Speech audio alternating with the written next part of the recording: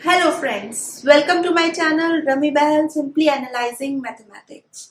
Yes, आज जो हम टॉपिक डिस्कस करने वाले हैं वो है क्वाड्रेटिक फॉर्मूला। क्लास 10th का चैप्टर नंबर 4 क्वाड्रेटिक इक्वेशंस, जिसमें से हम डिस्कस करने वाले हैं क्वाड्रेटिक फॉर्मूला। क्वाड्रेटिक फॉर्मूला पर आने से पहले हमारे पास जनरल फॉर्म है क्वाड्रेटिक इक्वेशन की ax² plus bx plus c is equals to 0. This is the general form of quadratic equation. अब यहां से सबसे पहले हम फाइंड आउट करेंगे डिस्क्रिमिनेंट। डिस्क्रिमिनेंट की वैल्यू क्या है हमारे पास?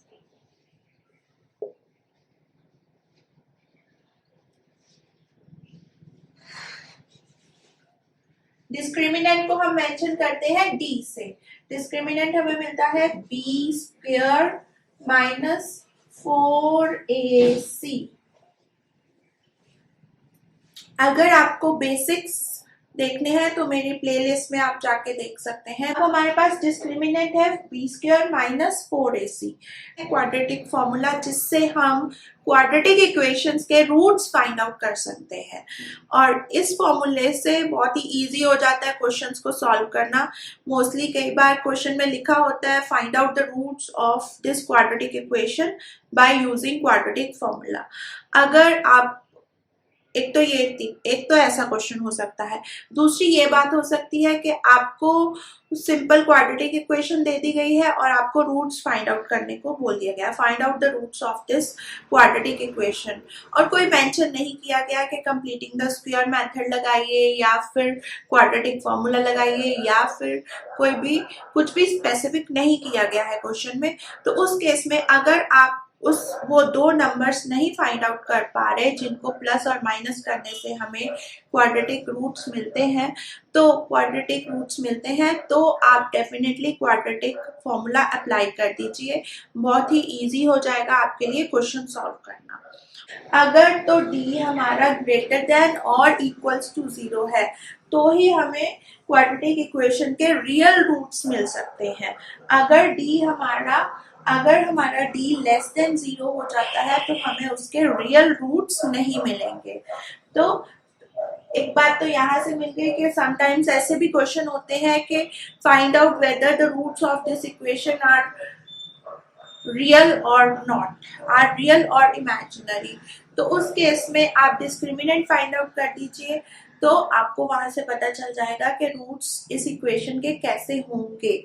वहां हमें रूट्स फाइंड आउट करने को नहीं बोला गया होता, बट बस रूट्स की कैटेगरी फाइंड आउट करने को बोली गई होती है कि रियल रूट्स मिलेंगे या इमेजिनरी रूट्स मिलेंगे भी या नहीं मिलेंगे। और फिर हमारे पास है जब हमारे पास डिस्क्रिमिनेंट ग्रेटर देन और इक्वल्स टू 0 आता है तो हमें क्वाड्रेटिक इक्वेशन के रूट्स हमें मिलेंगे इस फॉर्मूला से। दिस इज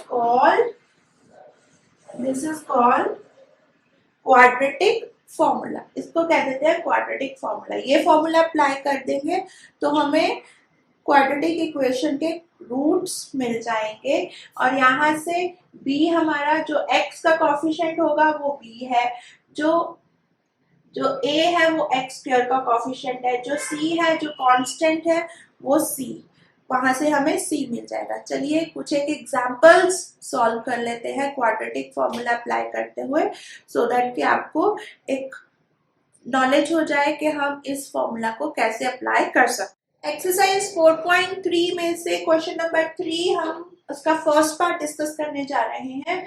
यहाँ हमें we have to find out the roots of this quadratic equation. हमें कुछ पर्टिकुलरली नहीं बोला गया है कि आप इसके रूट्स कैसे फाइंड आउट करो, तो हम अप्लाई करने जा रहे हैं क्वाड्रेटिक फॉर्मूला। सबसे पहले इसको general form of quadratic equation की फॉर्म में कन्वर्ट कर लेते हैं। x को ले लेते हैं एलसीएम और इसको कर लेते हैं सॉल्व।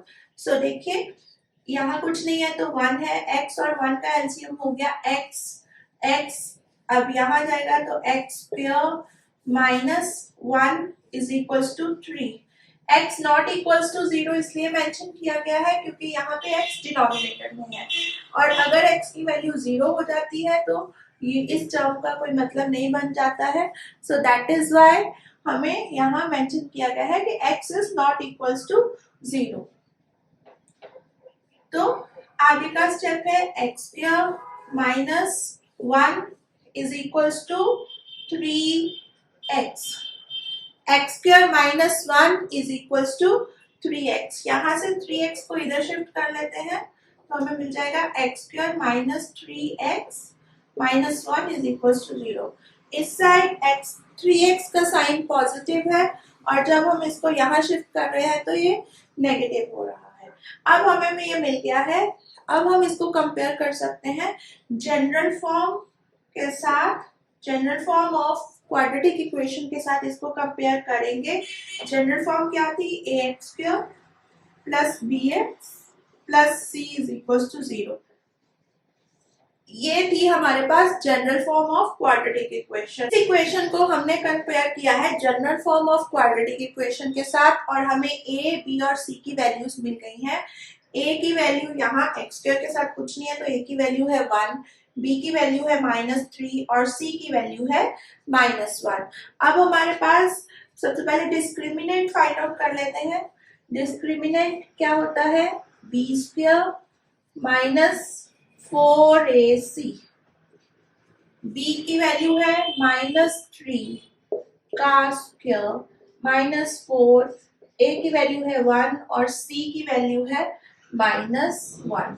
यहाँ से हमें मिल गया है d की वैल्यू 3 3 9, नेगेटिव का स्क्वायर करेंगे तो positive, plus 4 which is equals to 13। Here we got value of d which is obviously greater than 0. Let's find out the roots of the quadratic equation by applying the quadratic formula.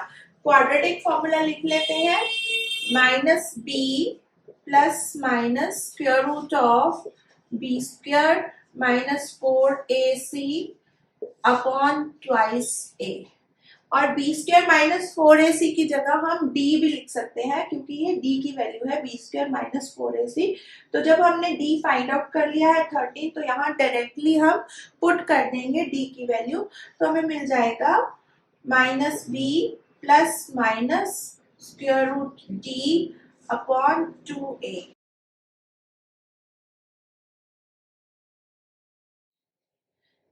Second part question number 3 का हमारे पास है 1 upon x plus 4 minus 1 upon x minus 7 is equals to 11 upon 30 where x is not equals to -4 and x is not equals to 7। -4 ये वाला portion देख के हमें कुछ डर नहीं जाना है। ये यहाँ पर स्पेसिफाई किया गया है कि x की वैल्यू ना तो -4 हो सकती है ना ही x की वैल्यू 7 हो सकती है। क्यों? क्योंकि अगर x की वैल्यू -4 हो गई तो ये 1/0 बन जाएगा और अगर x की वैल्यू 7 हो जाती है तो ये वाली टर्म 1/0 बन जाएगी which is not defined। So that is why ये लिखना क्वेश्चन के साथ जरूरी है। आपको ये देख के डरना नहीं है। हम इसको सॉल्व करेंगे, इसको सिंप्लीफाई करेंगे। फर्स्ट ऑफ ऑल इस साइड पे हम एलसीएम ले लेंगे इस टर्म का और इस टर्म का, और एलसीएम लेके सॉल्व करके हम इसको क्रॉस मल्टीप्लाई कर देंगे। तो देखिएगा, एक तो हमारे पास ये टर्म है, एक ये टर्म है, इन दोनों का एलसीएम हो गया है x plus 4 into x minus 7। अब यहाँ इस टर्म में x माइनस 7 नहीं है तो यहाँ x माइनस 7 आ जाएगा, माइनस इस टर्म में x प्लस 4, इस टर्म में x प्लस 4 नहीं है तो यहाँ पर आ जाएगा, इस टर्म में x प्लस 4 नहीं है तो यहाँ पर आ जाएगा x प्लस 4। ब्रैकेट में लिखेंगे क्योंकि बाहर नेगेटिव साइन है, नेगेटिव साइन को सॉल्व करने के लिए ब्रैकेट ओपन करेंगे तो ये साइन चेंज हो जाएंगे, ये भी नेगेटिव हो जाएगा, ये भी नेगेटिव हो जाएगा और हमें मिल जाएगा and this is equals to 11 upon 30. Now what? Let us solve it. Solve this. Here you got x minus 7 minus x minus 4. ये ब्रैकेट ओपन की, नेगेटिव साइन बाहर है तो अंदर वाले जितने भी टर्म्स हैं उनके साइन चेंज होंगे। तो x भी नेगेटिव हो गया और 4 भी नेगेटिव हो गया और इस पूरी टर्म को इधर शिफ्ट कर देते हैं। 11 upon 30 x plus 4 x minus 7। अब यहाँ से x और x minus x is 0, -7 and -4. -7 and -4 will give you -11 and here it is 11 और 30 को इस साइड शिफ्ट कर देते हैं, इसके साथ 30 को मल्टीप्लाई कर देते हैं। 30 यहाँ डिवाइड हो रहा है तो जब इक्वल्स टू के उस साइड जाएगा तो ये प्लस या माइनस नहीं होगा, यहाँ 30 इधर आके मल्टीप्लाई होगा। डिवाइड हो रहा है कहाँ से पता चला, क्योंकि ये डिनोमिनेटर में है तो 30 11 को डिवाइड कर रहा है, तो जब हम इक्वल्स टू के उस साइड इसको शिफ्ट करेंगे तो ये मल्टीप्लाई होगा और यहाँ से हमें मिलेगा, ये इसको मल्टीप्लाई कर लेते हैं x प्लस 4 इंटू एक्स, तो ये मिल गया x square plus 4x minus 7 से इन दोनों टर्म्स को मल्टीप्लाई करते हैं, -7x माइनस 28 और यहाँ से हमें मिल गया -11 into 30 minus 330 is equals to 11x square 11 into x square minus 4x and minus 7x, ये दोनों टर्म्स सेम है तो इन दोनों को ही हम प्लस माइनस कर सकते हैं और किसी भी टर्म में x नहीं है तो इसलिए हम और किसी को भी प्लस या माइनस नहीं कर सकते, सिर्फ इन दोनों को ही हम सब्ट्रैक्ट कर रहे हैं। तो 4 माइनस 7 7 इंटीजर है, 4 भी इंटीजर है, 7 के साथ नेगेटिव साइन है तो जब हम सब्ट्रैक्ट करेंगे तो हमारे आंसर के साथ भी नेगेटिव आएगा, -3x माइनस 28।